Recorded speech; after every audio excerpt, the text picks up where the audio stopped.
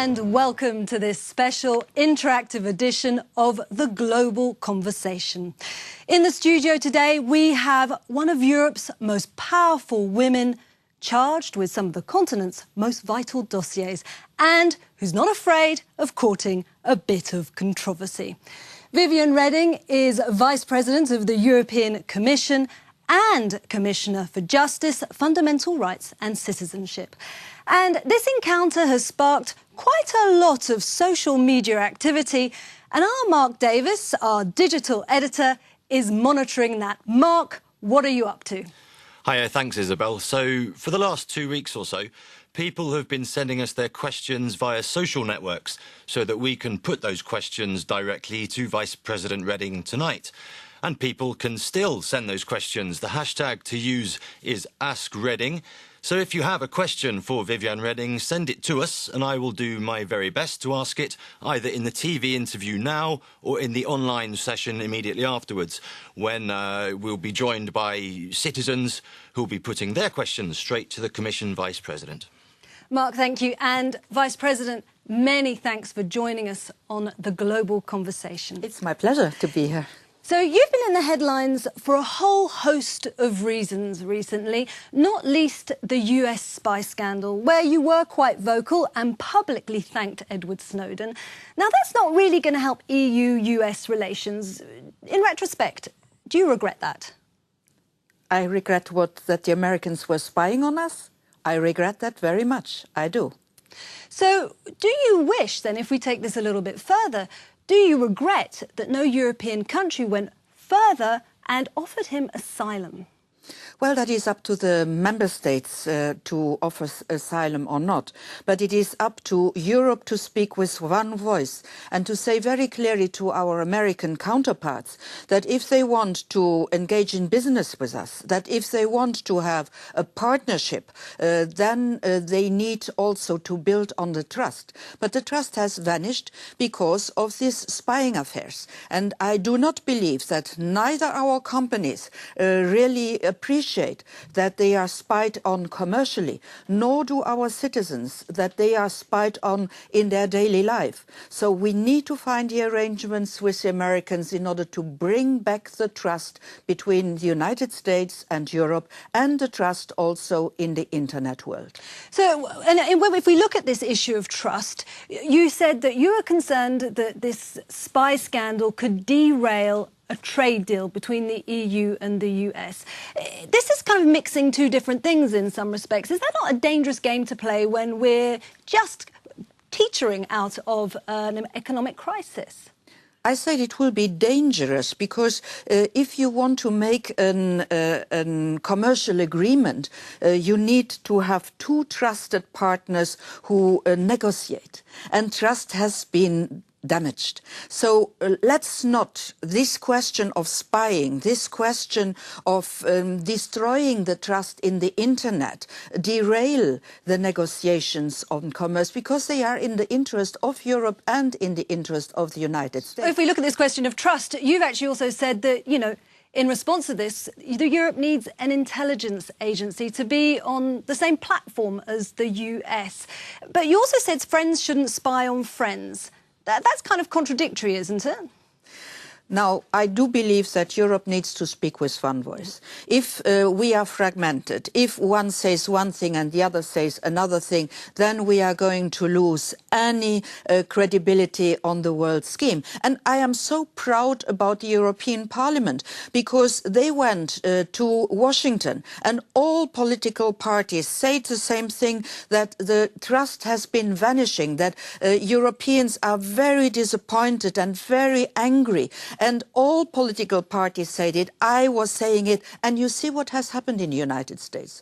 The data protection question, the privacy question, which was not on the agenda, has come on the agenda. And members of the House of Representatives, members of the Senate have pledged that they would come towards the Europeans in order to help to solve the problems. Well, we'll have to see if that actually happens in reality. But in Europe, in terms of data protection, we're not protected. There's a bill that's been sitting on the table for 2 years. Our data protection rules date from the pre-internet era. Why are we not protected better in Europe? Oh, we are very well protected in Europe. I think we are the continent which is best protected in the world. And our data protection rules, which are anchored in the treaties, and they date from 1995, so we are protected. But we have to adapt. That was the pre-internet era. That is what I say. We have to adapt this protection to the new internet world.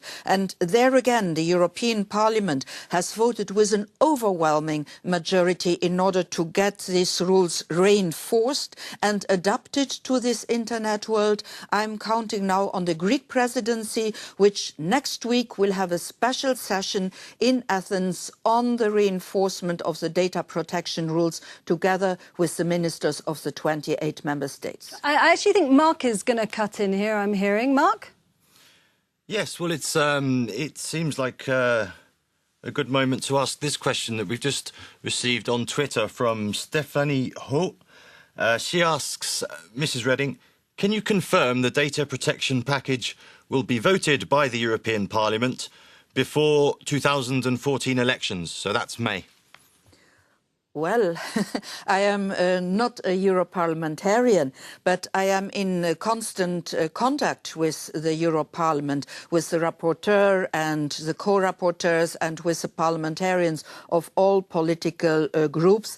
And they have, yes, said that they want to vote before they resume for election campaign. In plenary, they have voted in committee, overwhelmingly backing the new reform.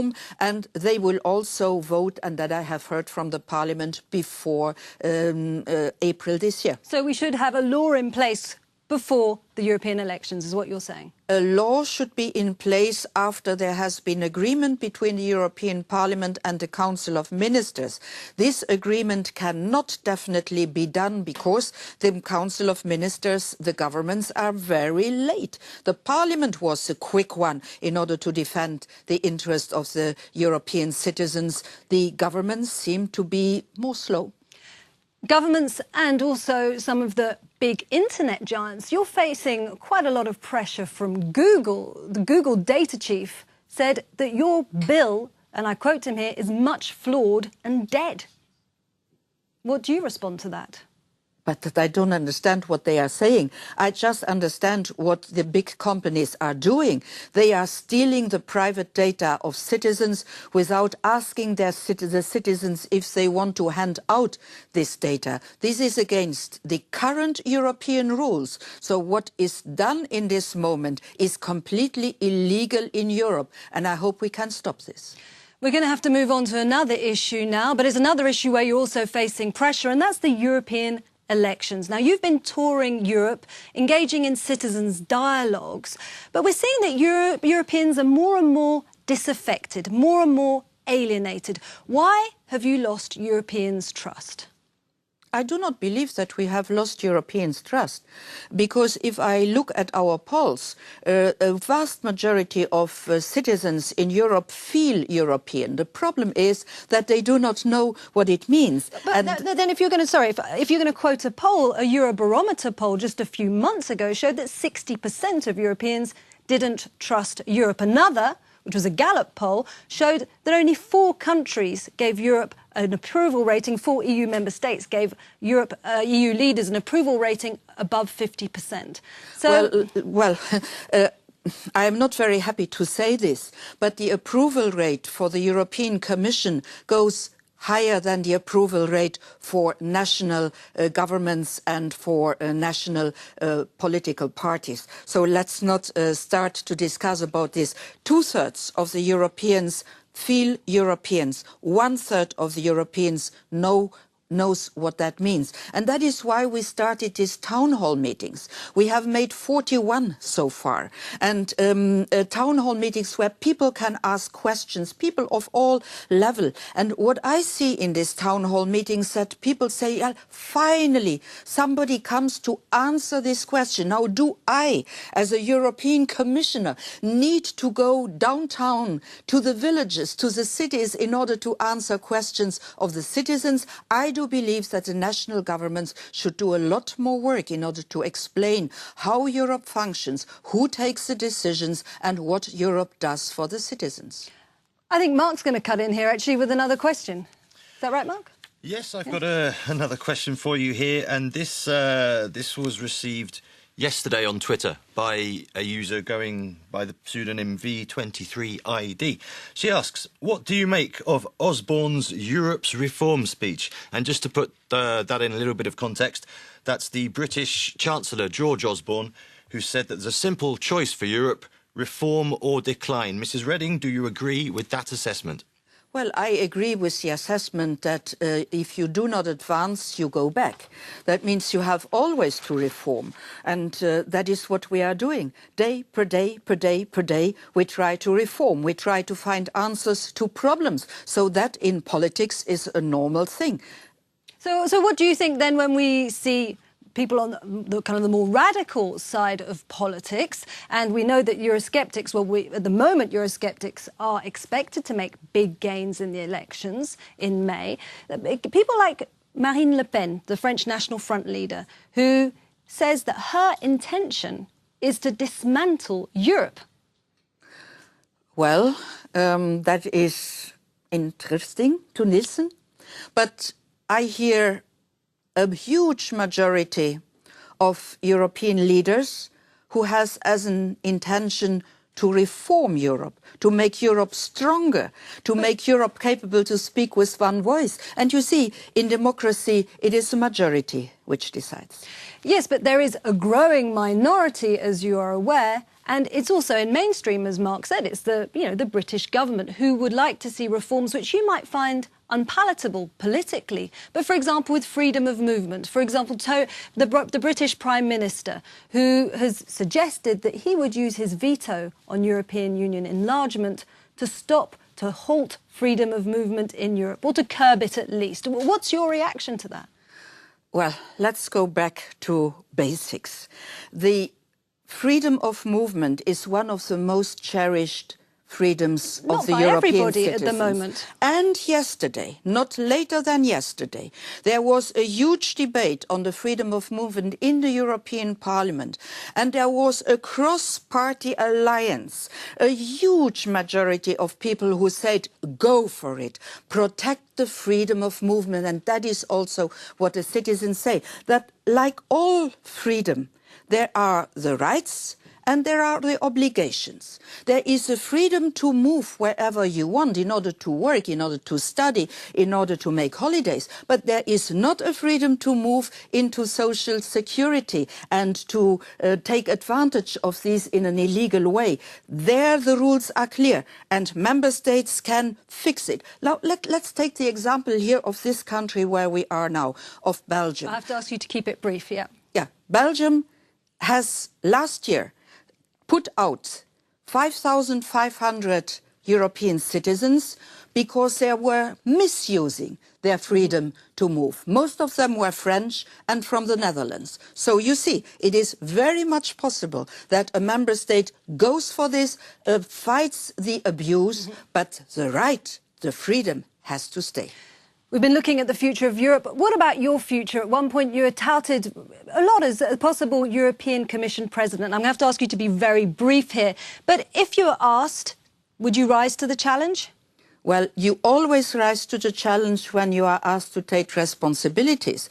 I am now rising to the challenge already 3 times as member of the European Commission. I have been to European elections 5 times because I do also believe that when you are a member of a government or when you want to become member of a government, you should also go for elections in order to get the approval of the citizens. So also if my party asks me to go again to European election, I will fight an election campaign. Viviane Reding, many thanks for joining us on The Global Conversation.